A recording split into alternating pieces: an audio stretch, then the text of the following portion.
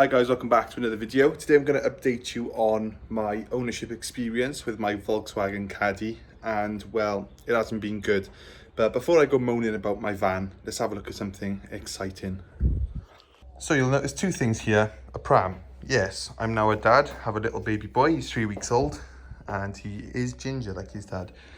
Here's my Evo still got the Evo, and the exciting thing is, got a few upgrades for the Evo. Really like putting off fitting the parts. Don't know why, just sort of been concentrating on my new window cleaning business. But for the rear, got some gyro discs, really good discs, much lighter than the factory item, and really high quality piece.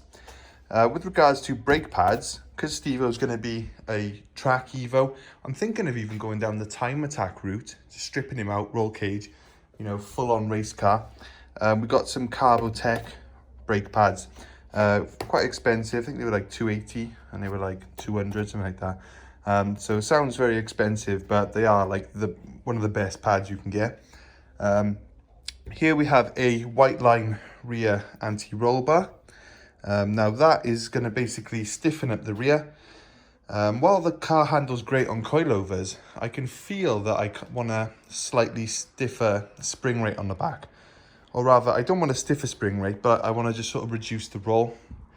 When you play some of these racing simulators, you can get an idea of what cars need, what tweaks they need. And I think that the car needs a stiffer rear anti-roll bar, in my opinion. I'm probably wrong, but we shall see.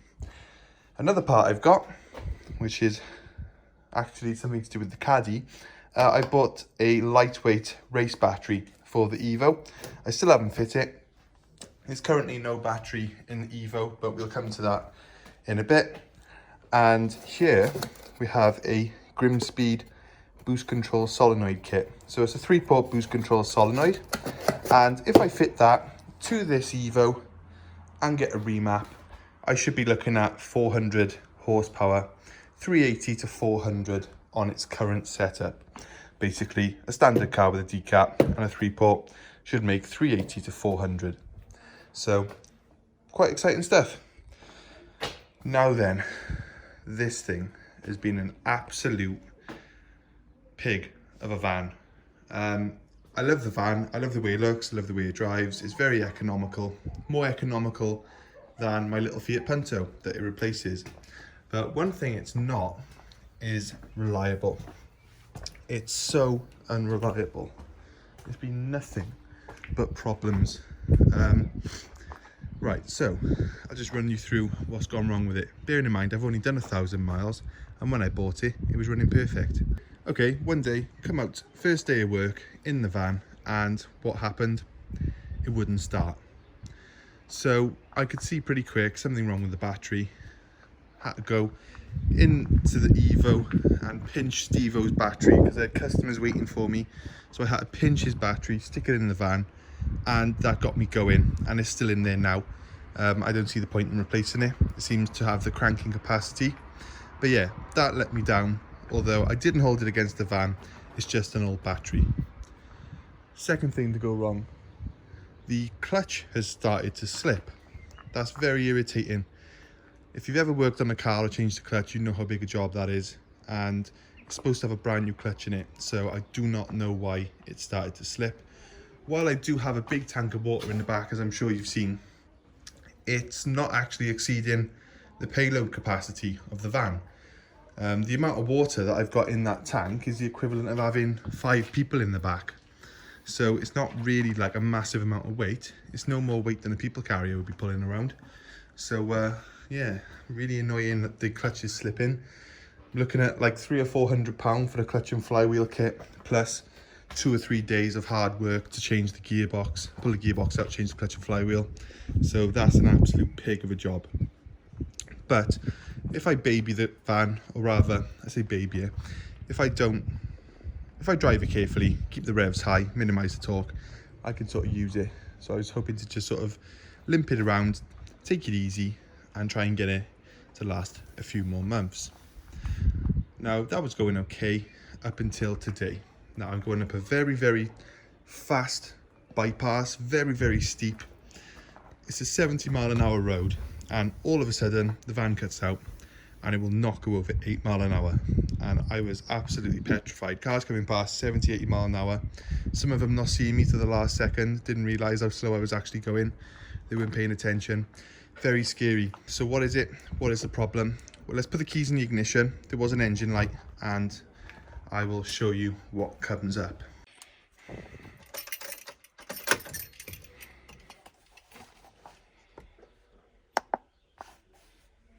So this is pretty good. Got it off Amazon.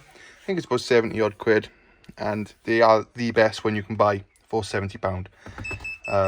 It's always guess codes on anything. Evos, Audis, Volkswagens, no matter what it is, it always seems to get the right code. So let's read the codes. And injector circuit number 1 is open. Now that is not so irritating. You're probably thinking, an injector, what am I moaning about? Just go and buy an injector off eBay and stick it in. Well, yeah, I would do, but these Volkswagens are an absolute nightmare when it comes to injectors. I seem to have bought the only Volkswagen that isn't reliable. Apparently they go through injectors like fuel, which isn't a problem, because most cars you can pick up an injector for 30 quid, but on this car, no. I actually looked online, and Volkswagen charge £460 plus VAT for an injector. Euro Car Parts charge £499 for an injector, and eBay you can get second-hand refurbed ones for £139.99, which doesn't seem so bad, but is actually impossible to refurbish them, which I've read pretty quick in my research.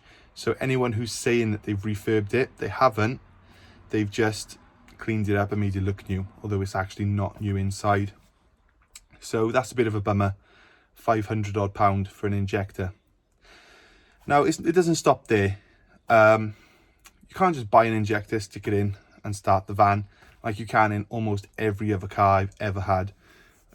You have to actually code it to the ECU. So basically it sort of calibrates it to the van, and you got to go to a specialist. They got to plug a specialist computer in just to fit a stupid injector which shouldn't have failed in the first place. So yeah, pretty irritating. But not only that, it's not all bad. Well, actually it is all bad. The suspension started knocking, and also there's something wrong with rear brakes. I think probably just needs discs and pads, but that's a wear and tear item. But yeah, suspension fault. Does it stop there? No, it does not. There's another fault as well that's sort of come from nowhere, and I'll show you that now. That light is always on. Now if I lock the van, it will stay on for about a minute and then it will shut off, but it's always doing that all the time, and I have no idea why. There's no sort of way of diagnosing it that I'm aware of. It's just on. This particular Volkswagen Caddy, the 1.6, absolute nightmare. But this is driveway developments, so you know what's going to happen. I'm going to have to fix all this, and I suppose it's content. Now, I would like to be fitting all my new upgrades to the Evo and buying some more parts, which I did have planned, but unfortunately the Caddy's going to be sucking up that money, and it's going to be sucking up that time to fit those parts to the Caddy. So unfortunately there will be more Caddy videos, and there will not be any Evo videos for a little while. But if you comment down below, let me know, and I will crack on with the Evo this weekend. So yeah, thanks for watching. A little bit negative, a little bit of moaning, but had to get it off my chest. Cheers guys.